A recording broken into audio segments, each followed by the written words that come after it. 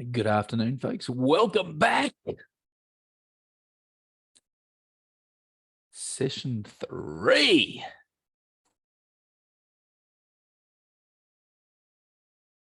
And this is the last. By the end of this session, you will have seen everything that you need to see to become an assessment tool bomb. That's the plan.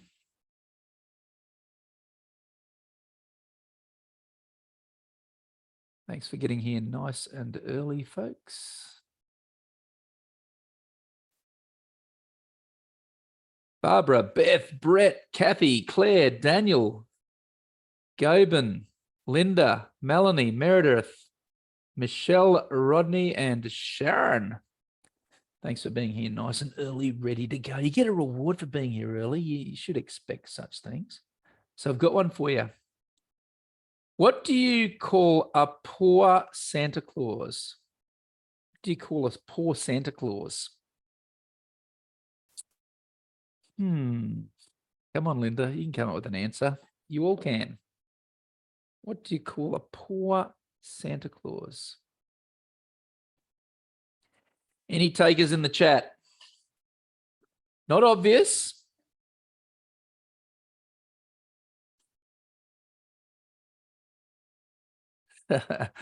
Still walking back to your desk. Good on you, Claire. No worries. Can't you figure out dad jokes while you're walking? Maybe you can. Oh, look, I'll put you out of misery. What do you call a poor Santa Claus? It's in the chat. St. Nicholas. Oh, Sharon, you got it, but missed it by that much in terms of time. Unlucky. Unlucky.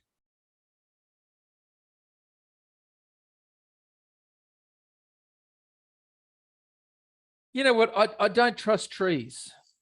I don't trust trees at all. They seem kind of, how do I put it? One word. Yeah, I don't trust trees because they seem kind of shady. Shady.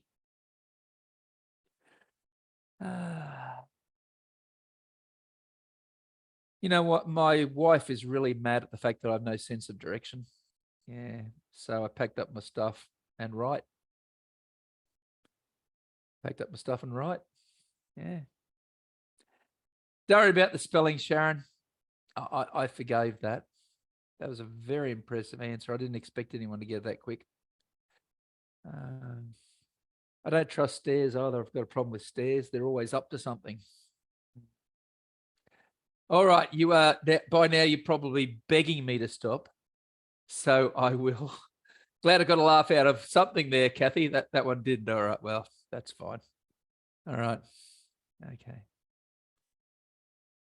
All right, let's move forward. We're going to talk about assessment instruments. So, thanks for being here nice on time, guys. 27 folks in the house. I know 29. It's just going to go up for the next minute or two. But thanks very much for being here on time. Good to have you back. For those who are here early, they were tortured with some more dad jokes. That's the reward for being here nice and early. We're going to talk about assessment instruments. So there's 5 documents in a classic assessment tool. One is our assessment plan. We covered that in the first session. Then assessment mapping. We covered that in the second session. And then assessment instruments. And as you know, Mr. Wedd always recommends 3. So we're going to talk about the 3 assessment instruments for this one we've been working on. So related to the same assessment tool that we've been developing, we've already done the assessment plan and the assessment mapping. We're now going to prepare the 3 instruments. Now I'm going to encourage you to do this live with me. Okay. And this is where you can be a little bit more creative and maybe pick questions of your own, a little bit different to what I'm going to show you. But we're going to show you how it all works so that you can come up with some very, very cool stuff. Okay. My hair's just not going well here at the moment. All right. So we got 3 instruments that we were looking at earlier. We had questioning, product-based method, and direct observation. You get to choose. Which one do you want to look at first? Pop it in the chat. Questioning, direct obs or product based? Let's do the world's quickest survey in the chat. Pop down which one you want to see first. You got 15 seconds left to vote. Questioning, direct obs or product based method? Oh, it's a bit close. It's a bit close. Lots of direct obs, few product based, lots of questioning. It looks to me like direct observation is the winner. So we're going to do direct observation. Okay, good stuff. So I'm going to share that screen with you and we'll show you what the direct observation looks like. Here we go. All right. I'm going to make this a bit bigger to make it easier for you to see.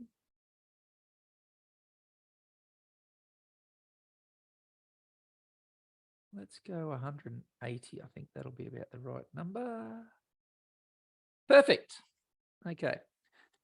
So up the top, we've got the assessment method, which is direct observation. I think you'll probably find that's already on the blank templates when you get them.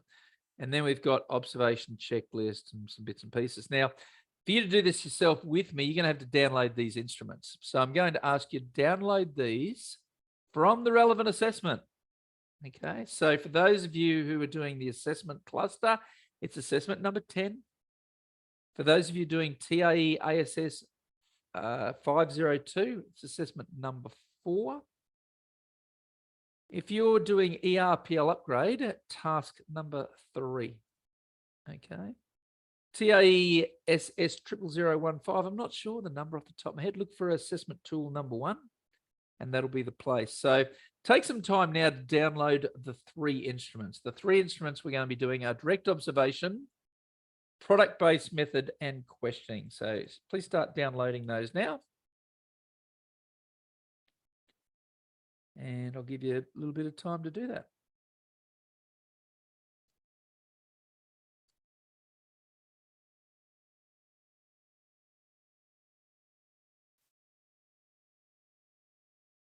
Why are we doing those? Because that's what we chose earlier in the day for this unit of competency. Now, if you've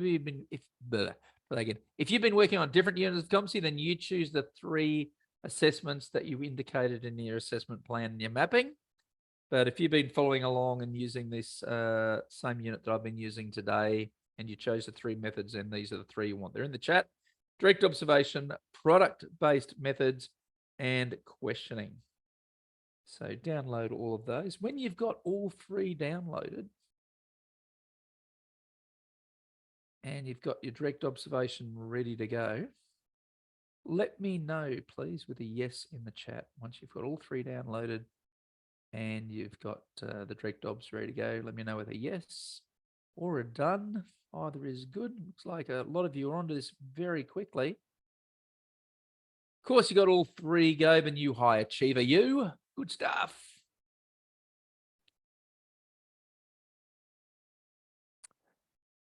It's probably a good opportunity to say thank you for studying with Mr. Wed. Really appreciate that you guys are studying with us. We know you've got choices. We know there's other providers out there. It's not a shock to us to know that.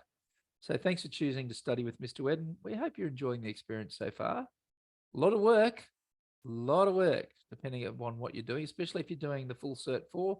It's a lot of work. We know that. And we appreciate your patience and your dedication to your studies. Don't let that go. Just keep going. Keep moving forward. If you keep moving forward and keep doing it at a reasonable speed, you will get there. You will get there for sure. Okay, what do you need to catch up on, asks Brett. Well, Brett, I think you missed a fair bit of the previous session from memory. So we did all the mapping in the previous session. In this one, we're doing the instruments. So by Wednesday, all these videos from today will be in your courses, guys. You'll be able to see all these videos. You'll be able to go and watch them again if you want to. Okay, and they'll be in your courses by Wednesday next week.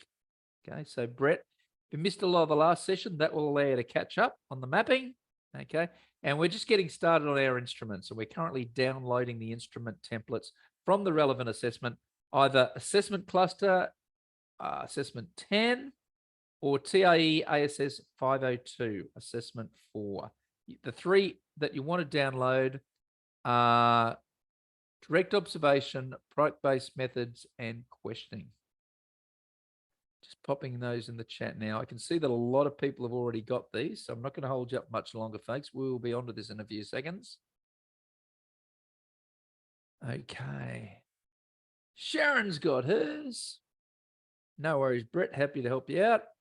All right, let's make a start. We're going to look at direct observation first, and you might want to work through this while I'm doing this with you, okay? So that'll give you a great head start. So the assessment method at the top is direct observation. Instrument name, the second line asks us to name the instrument. You do that. Anyone got an idea where you might already find that answer, the instrument name? Does anyone remember? We've talked about this already. If you know the answer, pop it in the chat. Look at you go. Simone, Rodney, Doi. Yes, in the assessment plan. That's right. Yes, Jennifer. Because in the assessment plan, we identify near the top, we identified the three methods and we wrote the names of the instruments. Now, those names of the instruments that you wrote should match up with what you write in that second space on this form. Okay. And I believe it was observation checklist was what I wrote. Okay, unless you changed it to something else. Just write observation checklist. The organisation name, well, I'm going with Cafe Mr. Wed. You may call your organisation something different. So this is the name of the training provider. Okay, so I don't think we've put this in any of the documentation already. So you can get creative. Put in the name of your organisation. Jennifer, for example, might say Jennifer and Co. Associates Proprietary Limited. Something classy like that. Or Rodney might go Rod's RTO. Rod's RTO. Whatever name you'd like, put it in there. Then the unit of competency, if you're following along with the unit I've been using today, then you write SIF Fab 024, prepare and serve non-alcoholic beverages, or if you've been working with a different unit, put that name in there. Now, here's some things. See date of assessment, location, and candidate's name. Are we assessing anybody like right now? Are we? No, we're not. So leave them blank. We don't know what the date of assessment is. We don't know what the location is. We don't know what the candidate's name is yet. So don't write it in. Leave them blank. If you fill them in, our ever vigilant Mr. Wed assessors will write back and say, you haven't assessed anybody yet. It's a template. You're just developing a template at this stage. Leave them blank. They'll ask you to take that stuff away if you put it in there. So don't put it in there. Don't fill that in until you're actually assessing somebody, which for those of you in the ASS cluster, the ASS cluster, you will later in the course. In TAE ASS 502, you never do. Okay. So leave those sections blank. Then you put in the version control number. Now, this is your choice. Okay. In the example on the screen, we've got V.1, version 1. Okay. And that's fine. It's up to you what you call your version. At Mr. Wed, when we're working with drafts, we usually use a 0 on the front. So we usually pull on version 0.1 is our first draft. Then 0.2 is then 0.3. And when it goes to a live document ready to be used by students, we change it to V1.0. So you could put V.0.1 or V1.0. It's up to you. The choice is yours. If you call it version 2, we're not going to care. Okay. It's up to you to decide what the version number would be. And then when you change this document over time, you update the version number. Okay, so when you update this document over time, you update the version number, so you always can make sure that you're dealing with the most recent version. Without that number, chaos can reign. Okay. Then is this section called task description and instructions. Okay.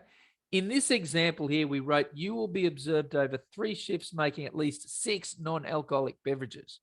Now, that sounds a bit full on to me. Sounds a bit full on, especially for you guys. So for you guys, you don't want to be observing people making 18 non-alcoholic beverages. So I would be shifting that number 6 back to 1. Okay, for the purposes of your assessments, because remember, you're going to use these. So yeah, I wouldn't be doing 3 shifts. I'd just scale it back to, you're assessing this once and you're going to watch them prepare the non-alcoholic beverage. Okay. That's what a direct observation is, watching them do something. So you'll be watching them create the beverage. So have a very simple one sentence description there for that purpose, basically saying you will be observed making a non-alcoholic beverage. Okay. If you want to be more specific than that, you can. You could say making a Milo, making a coffee, making a tea, okay, making a mocktail. Choices are yours. Okay. So one sentence task description. Do that and then pop your answers in the chat. Let's see what you decided to do. So pop your answers in the task for the task description and instructions. Should be just one sentence. Pop them in the chat. We'll have a look at your answers. Only needs to be one moment and one beverage. I think so, Janet. That's what I'd do. You'll be observed making a non-alcoholic beverage. Nice, sweet, nice, Jennifer. That's good. You'll be observed working on the schedule over one 15-minute session. That's perfect, Simone. Simone is working with a different unit of competency, but that's a great answer. You'll be observed over 3 shifts making at least one non-alcoholic beverage, for example. Nice. You observed making non-alcoholic beverage, tea or coffee. Good stuff, Don. Good stuff, Claire. Asatu, observe making a Milo. Make it a sentence. Asatu is what I would suggest. Make it a nice sentence. Okay. Observe student over one 3-hour shift making at least one non-alcoholic beverage from Cafe Cash's menu. Sounds very fancy, Julia. I like it. I might go to Cafe Cash at some stage. And I apologize if I'm totally screwing up that pronunciation. Britt's written, you will be observed completing a request for a notice to M and using CASA form 10109. If the rest of you have absolutely no idea what Brett's talking about, that's okay. Neither do I. That's fine. But that sounds perfect, Brett. It sounds precise. It gives an indication what the task is about. That sounds like a brilliant answer. It's like cash money. Thank you, Julia. Thanks for the clarification. I'll hopefully get that right for the rest of today and the whole of my life. Okay. I'm looking through the other ones. Janet wrote, I think when doing another tool, there was a requirement to multiple times. Okay. All right, Janet, good question. So, Janet, in different units of competency, it will sometimes say things like, you need to do this 3 times, you need to do this 6 times, okay? That will drive our assessments, okay? In this unit here, prepare and serve non-alcoholic beverage, I can't remember some minimum requirement. If there's something there, somebody will probably correct me, but I don't think there is, okay? But one interesting aside for this is some of you may be thinking, Damien, why are we doing 5 of these assessment tools? You guys at Mr. Wed must be totally nuts. You are giving us cruel and unusual punishment. The truth of the matter is that in one of the units of competency you're studying in the ASS cluster, it says that we have collected this type of evidence 5 times. So that's why we do it. That's why we do it 5, not 6. We thought 5 was more than enough, but same sort of thing. So if the performance evidence is normally the place where these things pop up, if performance evidence says that we should observe things multiple times, then that's what we do. Okay. Does it say in the unit of competency how many times? I don't know that it does in this one, Janet. I'm presuming it doesn't at this stage until told otherwise. Oh, okay. Kathy found something. You'll be. Oh no, I think this is your task description. You'll be observed making one non-alcoholic beverage of choice from the menu supplied. All right, they're all good. Jennifer has a question. I have a question. Does this have to match with the mapping and assessment plan as we have 6 times mentioned? Did we have that? Did we? Yeah, that would be a bit of a problem. You might want to cut that one back to 1. We can have 6 here. So I apologize. I missed that we had that level of detail there earlier. Sharon writes, I've done a different unit, just checking I've done it correctly, dealing with routine customer inquiries, both internally monitoring customer satisfaction, taking appropriate action to satisfy customer needs to standard. Yes, that works for me, Sharon. That works fine. The reason I'm a bit iffy about it is I would have liked to see that it's an observation in there. You didn't really say that. Okay, so we will observe our students dealing with routine customer inquiries, something like that. So it's more of a more clear that it's an observation task as opposed to logbook recording or something like that. Okay, all right, cool. But otherwise, excellent. All right, good stuff. So you've all got your task descriptions and instructions written down. Now I'm going to move on.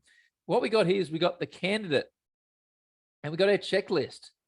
And you'll see what we've done is we've prepared a checklist example here for you. Now, in this checklist here, we've got 1, 2, 3, 4, 5, 6, 7, 8 things. I'm going to give you a magic number here. The magic number is around about 6. Round about 6 is usually what we like to see in your checklists for this course. Okay, out in the real world, might be a lot longer, might be a bit short. Generally speaking, 6 is usually a good number for checklist items or questions. If you get us 6 good ones, we're usually real happy. Okay, so in this case here, because we've said we're going to watch it over 3 shifts, we've got 3 columns. Okay, you don't have to do that if you only got the 1. Even if you got the 6, you don't necessarily have to have all 6 columns lined out. Well, that does sound very clever. Okay, but what you can do is you can do your checklist a different way. You can have a little box, so you tick it when it's done. You could have yeses or nos. Was it observed? Was it not observed? Okay. We're not really fussy about how you identify your checklist, whether you use yes or no, or whether you use a checkbox for it being satisfactorily completed. But what you need to know is you need to have some checklist items there. So what I'm going to do is I'm going to be very quiet for about 4 minutes, as quiet as I can be, and give you a chance to write checklist items that work for you. Looking for around about 6. You might use some of the same ones I've given you there. So there's lots of thought starters there as to ones you think you might want to use. But the question is up to you. The choice is yours as to what you want to include in your checklist, and mix it up. Surprise me. Okay, don't just copy what we've got there. Change them up. You'll notice that each of them here starts with, did the candidate, blah, blah, blah. That's a good way of having a checklist. It's a question. Did they do it? Okay. Do you have to write, did the candidate? No, but it often leads to good quality checklists if you start with something like that. Did the candidate, blah, blah, blah. So start massaging your checklist now. Come up with maybe about 6. And Simone has asked a fantastic question. Simone's asked, do you base these questions around the criteria and the unit of competency? Ding, ding. Yes, we do. So what you can do is if you're not sure what checklist items to have, you can go back and have a look at the unit of competency. In fact, you can be really, really clever. And rather than just look at the unit of competency, look at your mapping, because your mapping will tell you what sort of things that you're looking to check in your direct observation instrument.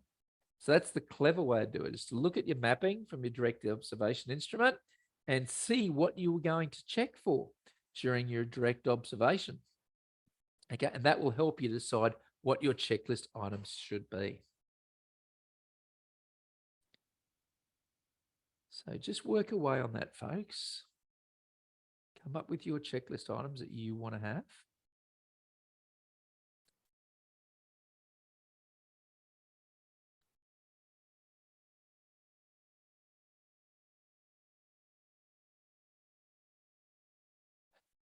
Jennifer has asked, do we identify and obtain correct ingredients for just 1 instead of 6? It's up to you, Jennifer, if you're going to do the 1 or 6. You need to make a choice one way or the other, I think. So if you're intending to ask your candidates to just do it the once, then write once. Don't have the 6. Okay?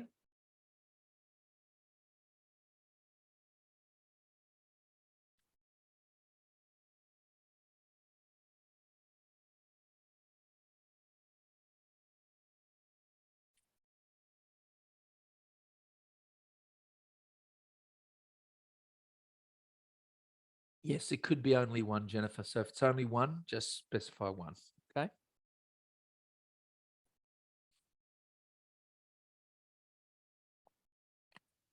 I expect that that's what most, if not all of you, will choose to do. And that's fine.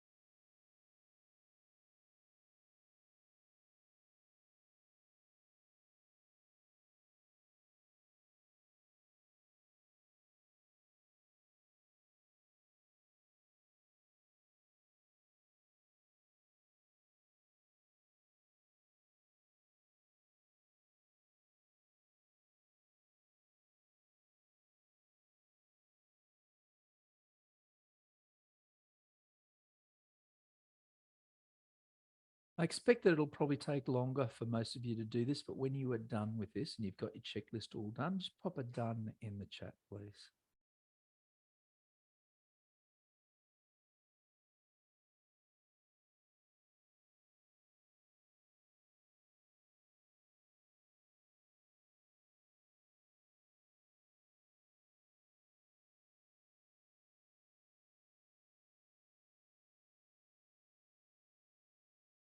Gillian, are you asking about the columns that are in the mapping, the different assessment methods? Is that what you're asking about?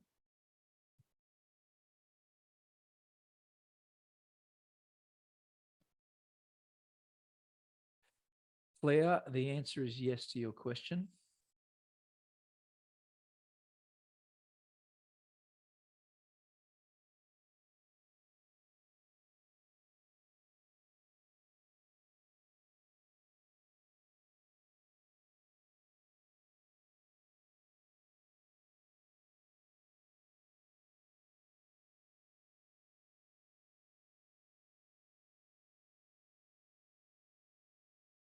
So, yeah, Gillian, you can see it now that this was designed on 3 shifts. So hence we had those columns. You don't need all those columns if you're not assessing during multiple shifts.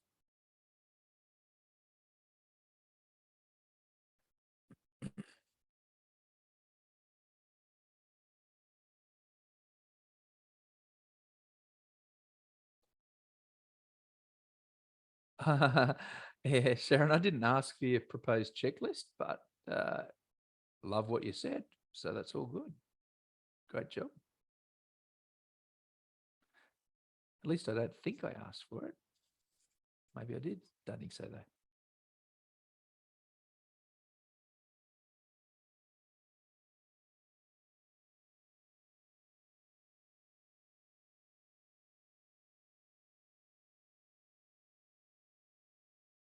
Looks like we got about 6 people finished, which is great.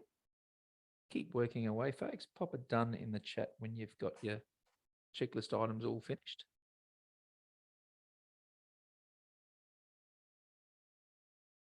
There's a few more.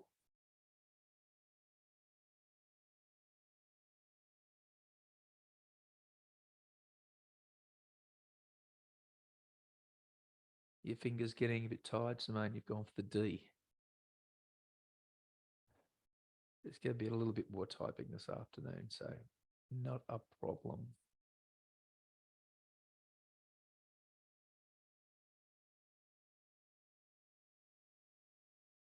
I'm going to be looking to move ahead in about 45 seconds, folks. So if you haven't got it quite tidied up the way you want it within the next 45 seconds, that's okay. You can always come back to it, okay?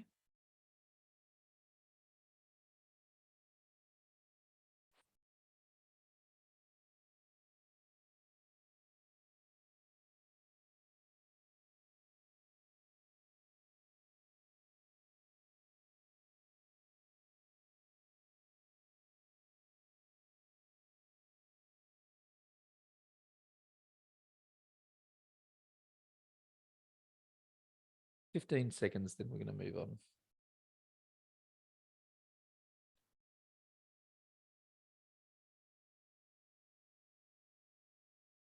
And for those of you who finished a couple of minutes ago, thanks for your patience, guys. Just trying to keep everyone together as best we can. So appreciate your patience. Good job. Look at all the people diving in just before the deadline. Nice work. All right. So let's move forward. So after that, after your checklist, we've got stuff that we are not going to touch. We're going to leave it alone.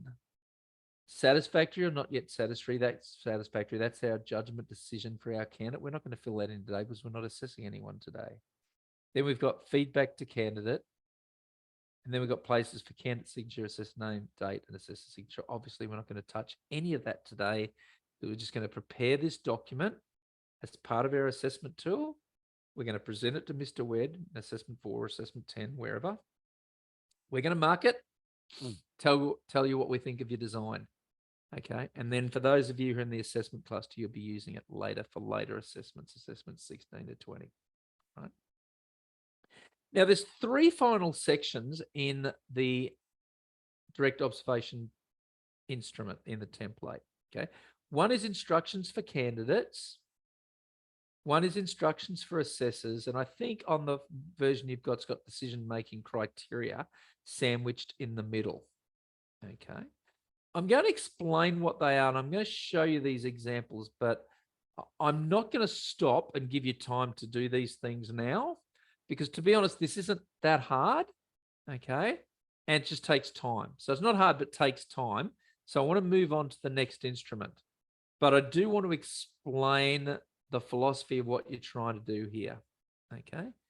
And I'm going to pop some keywords in the chat here that will help you. When you're writing instructions for your assessors and your candidates, you want to ask yourself why, what, when, where, and how. Why are they doing the assessment? What do we need to tell them? What is it all about? What do we need to tell them? Where is the assessment going to take place? What do we need to tell them? When are they going to be doing the assessment? What do we need to tell them? How are they going to do the assessment? What do we need to tell them? So we need to put ourselves in the situation of writing these instructions for the candidates and for the assessors so that each group understands everything they need to know to be able to do the assessment effectively. Okay. We also want to do it not just so they can understand what's going on and be effective, but it's a consistency thing as well. Very important from a reliability technical perspective, okay, that we give these instructions so every time we assess somebody, we're going to be doing it the same way and they're going to get the same instructions. And that becomes even more important if we're not the only assessor, if there's other assessors involved as well. That's where the instructions that are given to the candidates and the instructions are given to the assessors are very important. So everyone is doing the same sort of thing and everyone has the same information. Okay. And by answering those questions, why, what, where, when, how, that will help you to write your instructions. Okay. So for example, in this top one, instructions for candidates here, it's a bit overboard with the 6 drinks and the 3 shifts thing, but it's giving them an idea of the types of drinks they might include. Okay, in fact, it says must include. Then it's, so that's a bit of a what. The assessment must ensure access to the equipment that they need. Okay, that's a bit of a how can they do it. Drinks must include access to stock, including garnishes. And whether you want to be there or that fancy in your assessments, that's your call. Okay. Safety data sheets, you're probably not going to have those. But again, more information in the real world, this is the type of stuff we would have in there in great detail to help ensure that the assessors know what's going on. Oh, sorry, the candidates know what's going to be happening. It then tells them to use appropriate work health and procedures, tells them what the assessor is going to be doing, tells them the assessor might ask them for extra drinks. Excuse me. Okay, and that's the end of the instructions. So these are the things we tell the candidates they're well prepared and understand what's going to happen. From the assessor's point of view, we tell the assessors similarly what's going to be happening and what they need to do. As they complete the task, they please check yes, no on the checklist. Make sure you don't put the candidate at risk. A copy of the completed instrument must be filed afterwards so that the appropriate people get the results. And it tells them a lot of the same stuff that we've already told the candidates. Okay, so the candidates and assessors are on the same wavelength. So let me just pause. Generally, does that make sense? We write a list of all the things we want to tell the assessors and all the things we want to tell the candidates, we address them separately. Is everyone comfortable with that? Does that make sense? Can you give me a yes in the chat or ask a question? Okay. Seeing lots of yeses. Okay, great. So that's what you will do after we finish the webinar. You will finish this assessment instrument by writing some instructions for the assessors, writing some instructions for the candidates. Now, the one I'll spend maybe even a little bit more time on is the decision-making criteria. Decision-making criteria. It's a technical sounding word. Don't be scared. Okay. What decision-making criteria does is it helps the assessor. So it's the criteria to help the assessor with their decision-making. It's the decision-making criteria for the assessor. The assessor looks at this and it helps them to make their decisions. And of course, with respect to an individual instrument, that decision, if I just juck up the page a bit here, is satisfactory or not yet satisfactory. What information do we need to tell the assessor to help them get it consistently right? Now, they've got their checklist items, but sometimes we see things in checklists and we think, what does that really mean? Sometimes it needs some more explanation. Now, if I just pick a random one here, did the candidate use equipment safely and hygienically according to the manufacturer instructions each time? So what does hygienically mean? Does that mean it was cleaned after every use? And what if there's no manufacturer instructions? Just maybe give them some more information about that. Okay. Now, if we have a look at the decision-making criteria here, we'll see that the assessors are being told the candidate must have completed the entire checklist. If not everything's ticked, yes, then it's a not yet satisfactory. You must check and identify the specific customer preferences for the beverages on order. So if the candidate doesn't make sure that they've got the order right, then they're going to make the wrong thing. So we expect them to do that. That's important. And there's other things here. Did they select the right ingredients? Have they selected the right type? Some of these things will be coming from the checklist items, but then we give them more information. Beverages must include 6 of the following items, and then some extra information that we had in the assessor instructions. Okay. Now, I'm not so much looking for duplication here between the assessor instructions and what we see in the decision-making criteria. I'm not looking so much for duplication between what's in the checklist and what's in the decision-making criteria. I'm looking for extra ideas. Okay. It's important because often what's in the checklist and what's in the assessor instructions isn't enough information for the candidates to all be assessed consistently, especially when you've got multiple assessors. So we want you to dive in that and unpack that a little bit more to provide them with that extra guidance. All right. I don't know how I can explain that in more detail except to give you another example. So another example, for example, was if we were working with personal protective equipment, PPE, personal protective equipment, and that was one of the things that was in the checklist. What we might do in the decision-making criteria for the assessor is explain our expectations of what the PPE should be. Pop in the chat an example of PPE, personal protective equipment. Many of you will know what I'm talking about here. Pop an example in the chat. Okay, so we've got mask from Claire, gloves, hard hats, glasses, like safety glasses, perhaps, safety vests, goggles, gowns. Okay, excellent. So lots of good answers. Overalls, terrific, safety boots. Okay. What I would do is if I had something in the checklist that said the candidate must be using the correct PPE, then in the decision-making criteria, I might be more specific. And I might say they need to have a dust mask on, they need to have goggles, they need to have appropriate hearing protection. Okay, they need to be wearing overalls and steel cap boots. Okay, depending upon what their job is. Okay, so I might list those things to try and provide some more information about exactly what was meant by that checklist item of wearing the correct PPE. Does that make sense, folks? Can you pop a yes in the chat if this is starting to make sense, what I'm talking about with respect to decision-making criteria? Okay. It's about providing extra information to make sure the consistency of marking is there. All right, awesome. What I intend to do now is I'm going to move on from direct observation and we're going to move on to product-based. So I'm going to stop this share and we'll move on to our second instrument. Product-based methods. Okay. Again, I'm hoping I can make this a bit bigger for us.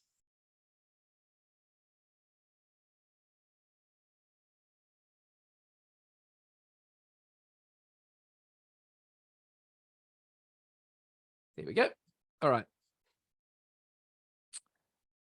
Yeah, it's breaking it down to smaller chunks. Yeah, that's right, Kathy. It's about breaking it down into more manageable chunks for an assessor to wrap their head around what the things are and what the checklist items really mean. So, yeah, it's a good way of describing it. Could we include the decision-making criteria in checklist statement, as this could make reference easier for the assessor?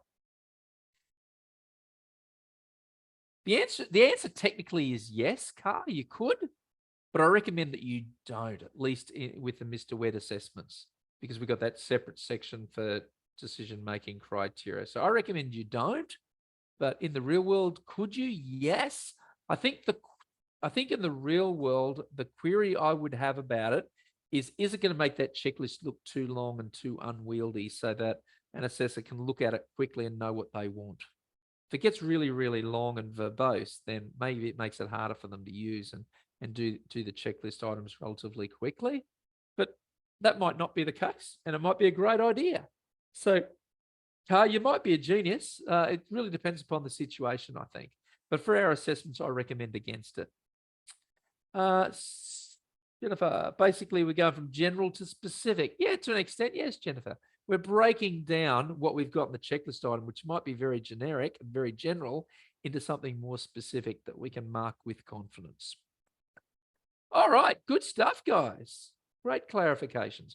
So this is our product-based method. Product-based method is typically where we create something. The candidate creates something and we look at that something. Okay.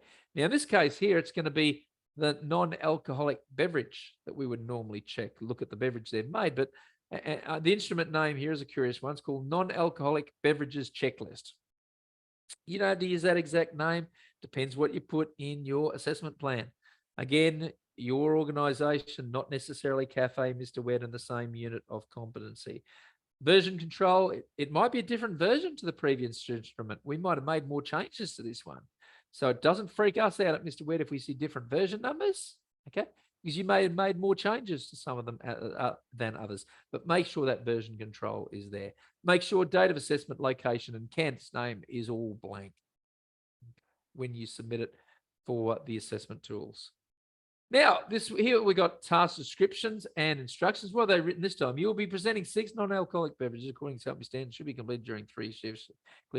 Your assessor will organize the shifts to be observed.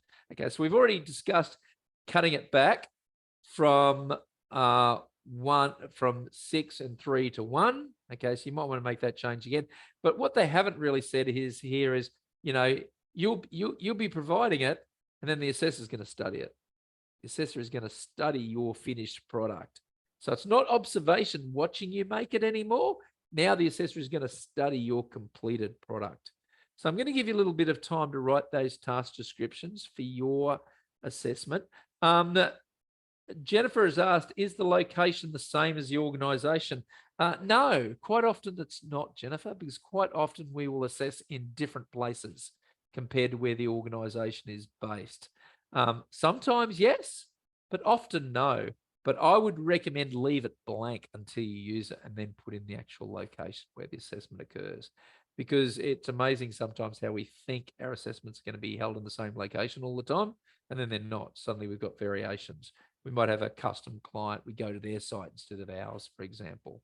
So I just leave it blank, but it could be the same, but often isn't. Okay. What if it's a home setting? Then you'd write the home. When you do the actual assessment, then you'd write held at Janice's home, something like that, and that's fine. Okay, thank you. All right, guys. So write a task description or instrument that or instruction that sings to your heart for your assessment. Give you a moment or two to do that.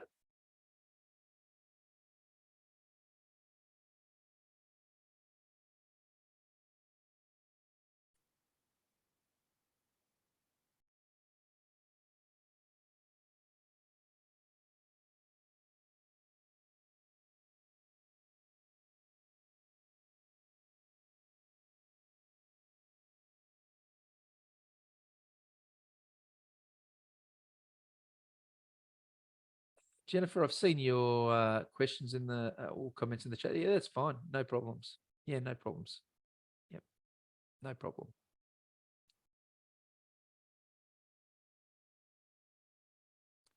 Totally fine.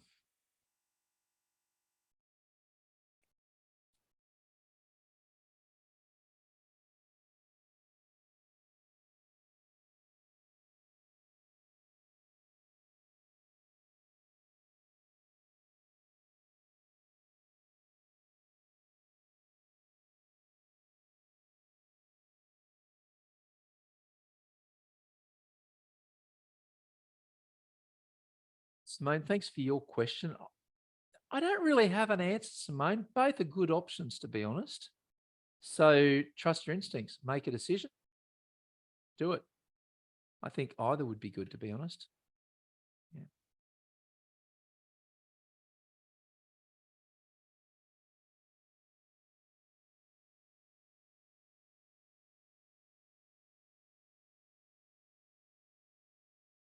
I've usually got advice about most things, but on that one, 50-50 call for mine.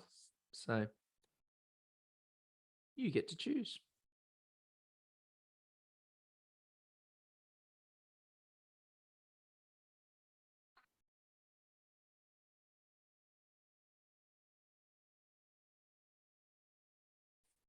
Okay, folks, when you finish writing that task description and instructions, pop a done in the chat, please. I'm guessing that many of you are done already. So pop a done in the chat when you finish with that, just so we can track where people are at.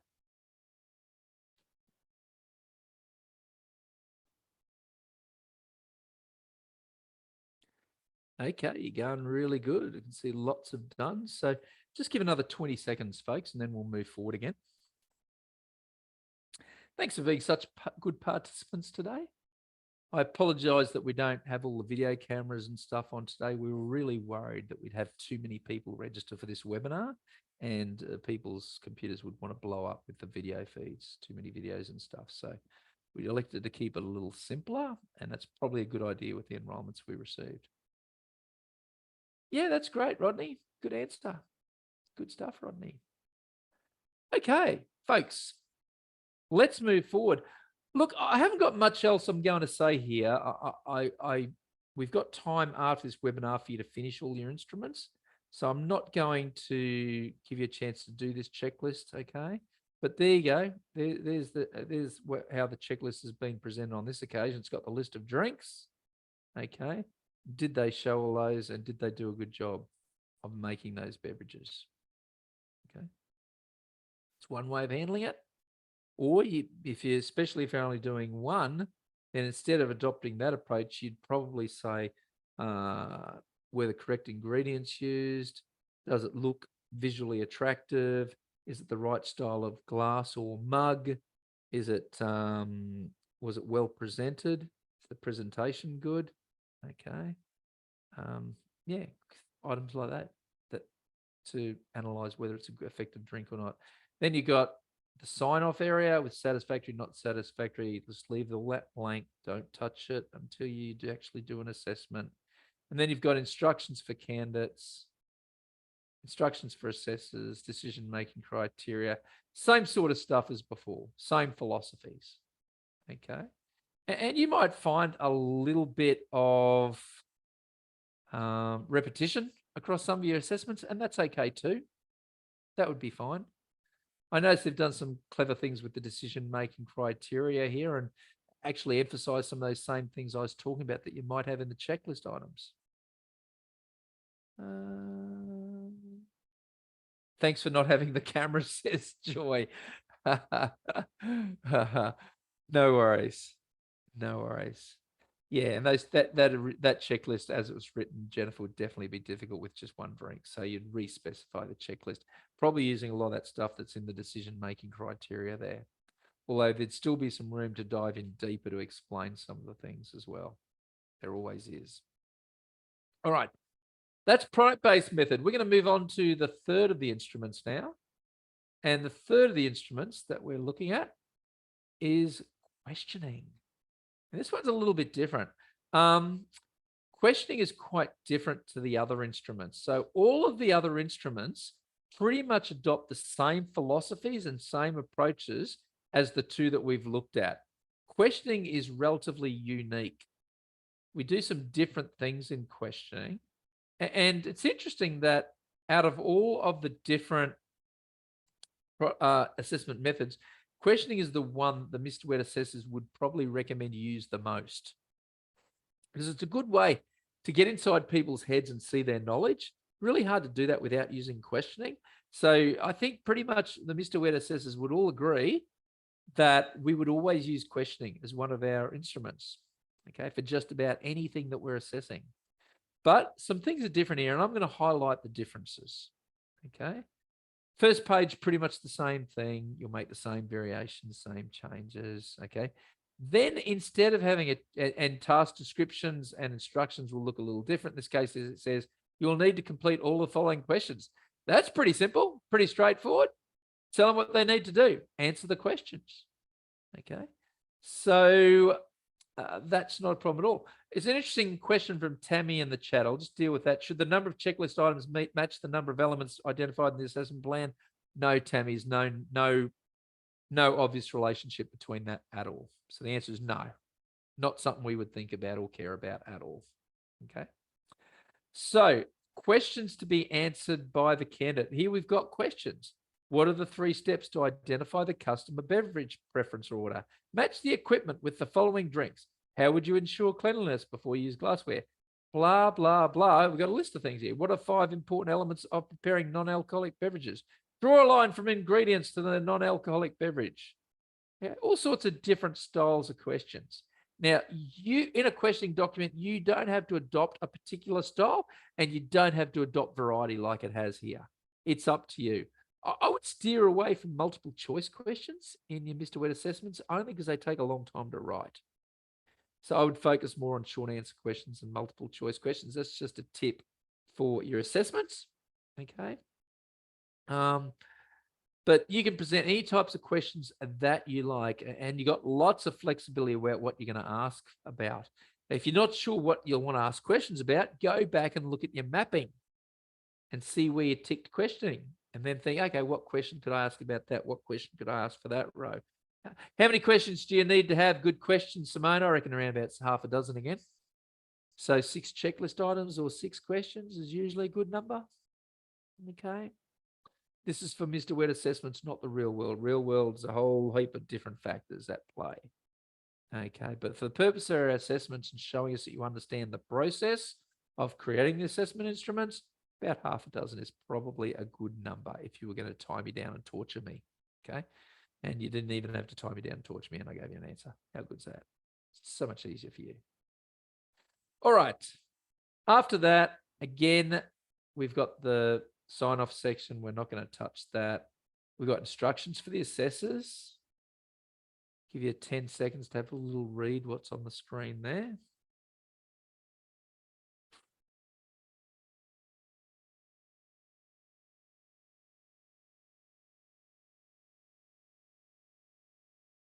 I'm now going to shoot down the page to the instructions for candidates. Okay, and again, we've just given them some logical guidance on what's going to happen, so they're not surprised when they get there. And again, just like instructions for assessors and instructions for candidates with the other instruments, it's the what, why, where, when, and how. Same questions. Now, what is different and very different is the decision-making criteria for questions, because the decision-making criteria for questions are the answers. Tell the answers, tell the assessors what the answers should be. What are acceptable answers? Sometimes we use terms like model answers, okay, or expected answers. But that's what we're doing. We're telling what the answers should be. Then every time we assess this, we don't have to think, oh, what was the answer to that question? I can't remember. No, just look it up. Just look it up. And if you've got different assessors, they're all going to be assessing the same way. They're all going to be looking for the same answers. Okay, how cool is that? Makes it easier for everyone. So decision-making criteria for questioning instruments, you just write the answers. Decision-making criteria for any other type of instrument, you're diving in and looking at those checklist items and explaining them in a little bit more detail and giving some extra guidance to the assessors. aside from having questions and answers, the general format of the instrument is the same. And all the other instruments you would encounter, um, all the other assessment methods, same deal in terms of the other ones that we went through. Same sort of approach as the direct observation and the product-based methods, because they've got checklists. So it's either checklists or questioning are pretty much your two general styles of assessment instruments. All right. I will pause there. Suzanne's asked a question and Brett has seconded it. If I have a unit that has a large knowledge component, can I still use 6 questions for this exercise? Really tricky, Suzanne, really tricky. It'll depend a lot upon the quality of the questions you ask, to be honest.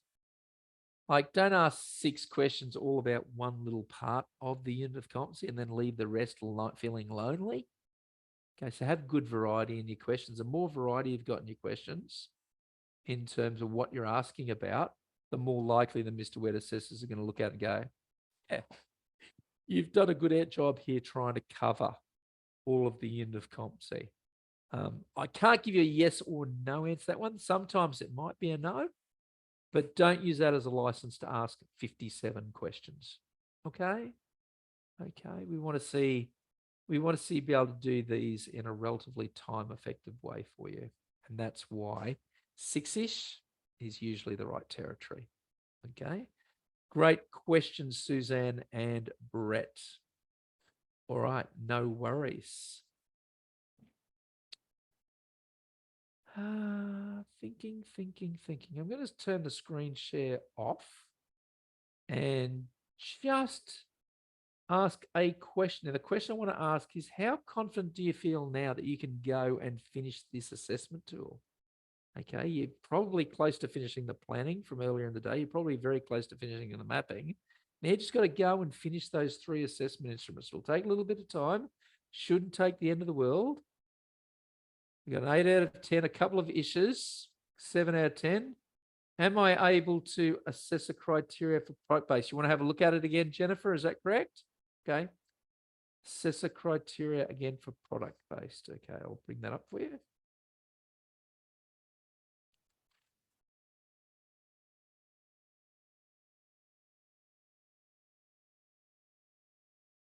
There it is there, Jennifer. That's the one you asked to look at.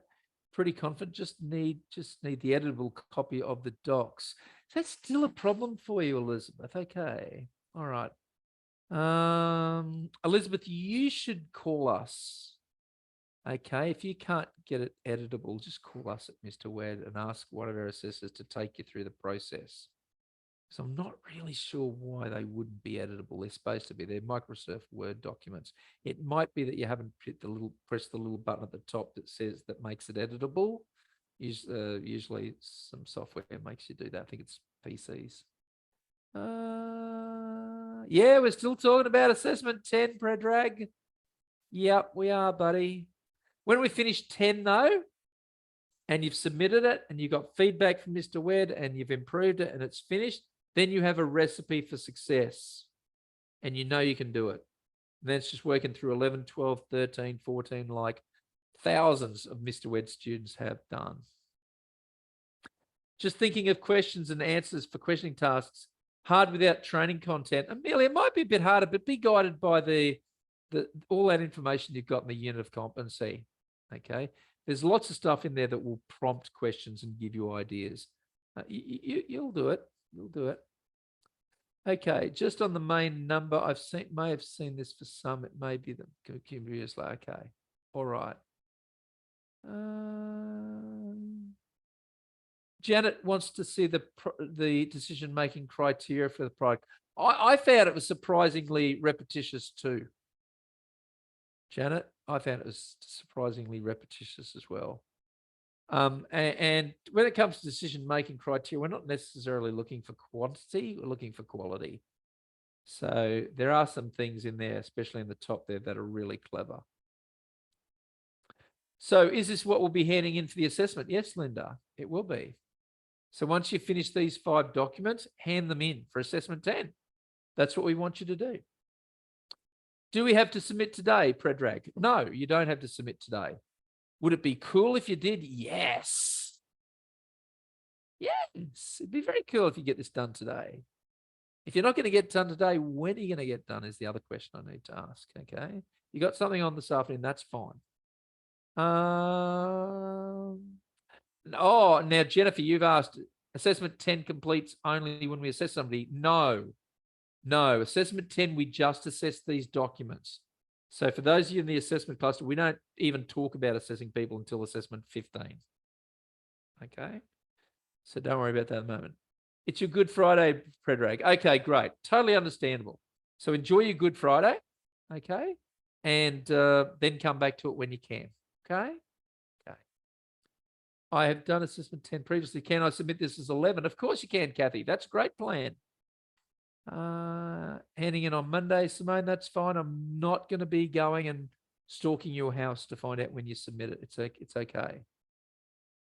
You haven't done assessment 9, Joy. Not an issue of concern to me at all. Ignore it. Finish 10. Come back to 9 later. Okay, it doesn't set you up for 10. Are you putting this webinar up for us to look at back later? By Wednesday, all of these videos from today will be in your courses for you to view. Okay, so Linda, the answer is yes. Okay. Can you show instructions for candidates as well? Jennifer's asked. Jennifer, of course I can. Give you guys something to look at while you're here. Where'd they go?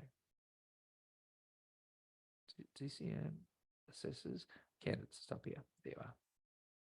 That's the instructions for candidates, Jennifer. Okay. Will I go over the RPL templates? Okay, Rodney, good question. No, I won't. And the reason is they are really similar, Rodney. The only one that is quite different is the competency conversation one. Chances are you'll figure it out because we give you examples within the template to help you. Okay, so you'll see fully fledged examples within that template. Okay. The others are very similar. Some different changes of language. Okay. But sometimes people get really nervous when they get to assessment 13 and think, oh, okay, now it's RPL. I've never done RPL before. I don't know a lot about it. Don't stress, guys. 95% of the changes are already in the templates. There's subtle word changes, subtle things to put them into an RPL context. It's not any more difficult. Just move your way through it. Okay. Just remember, you didn't train anyone in assessment 13, which will probably not be too unfamiliar with you because you haven't trained anyone for these other ones either. Can you clarify what is a practical activity? Tanya, I think you mean what is a product-based methods activity? Is that what you mean by practical activity? Oh, sorry, in the RPL.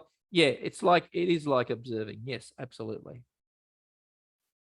You'll see it when you see the checklist.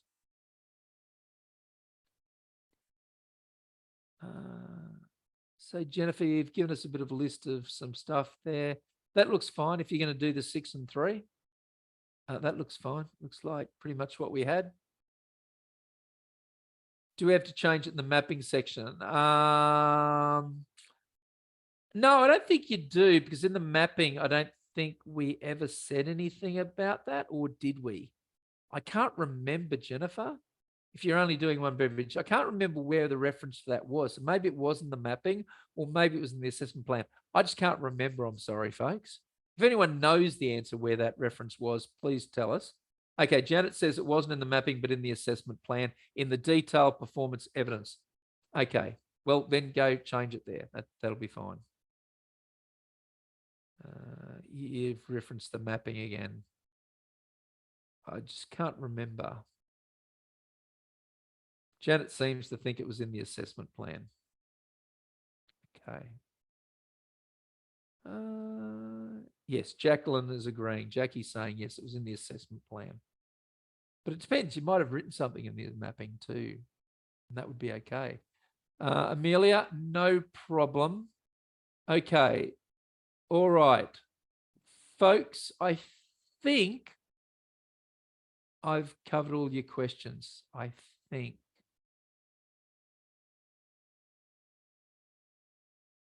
Can I use two similar units of competency? I found TJ for tools 2 and 3. Gobinda, yes, you can. The fact is they're different.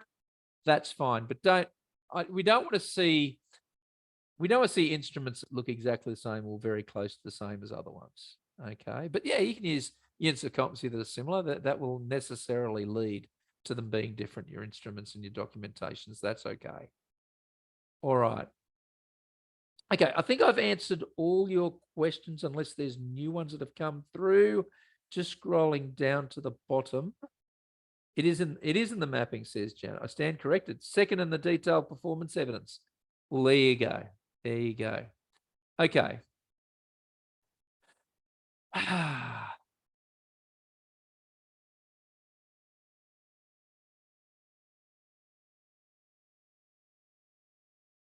Got a copy of that here somewhere. Just give me a second.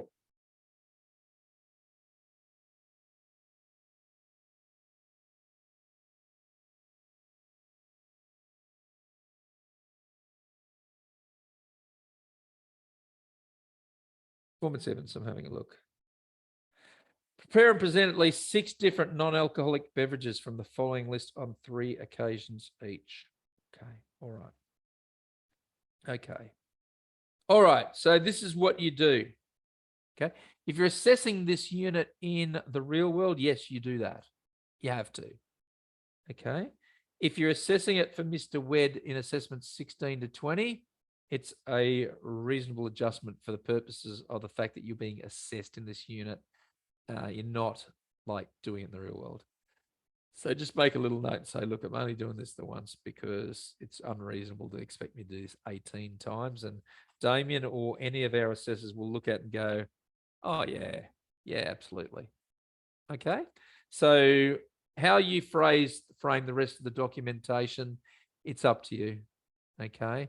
But we only want you to do this once. We don't want you to do this 18 times. That is cruel and unusual punishment. Is everybody going to agree with that? I think you will. That was a rhetorical question. You don't have to type yes. Okay. All right. But good on you anyway, Brett. All right, cool. Now,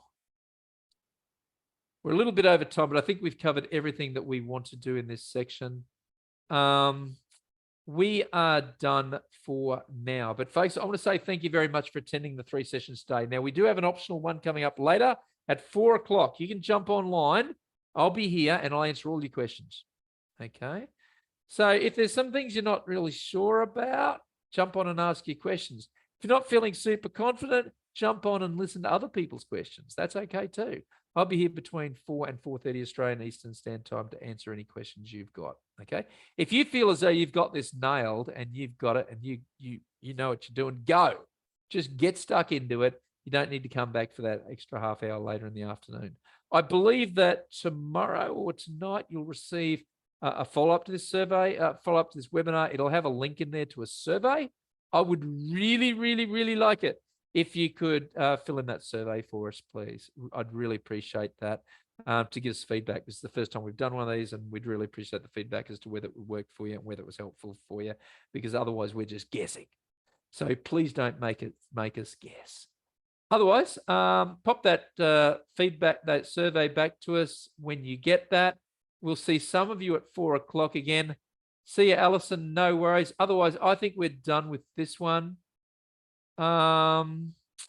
Tracy, you coming back to the one this afternoon?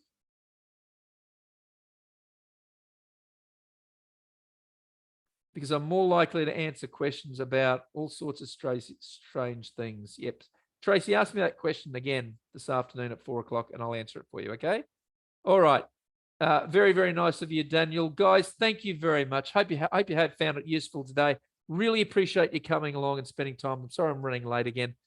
Let's wrap this up. And for many of you, see you back here at 4 o'clock. For others, thank you very much, guys. Enjoy the rest of your day. Good luck. Get those assessments done. Get them in. All right. See you later, guys. Bye-bye.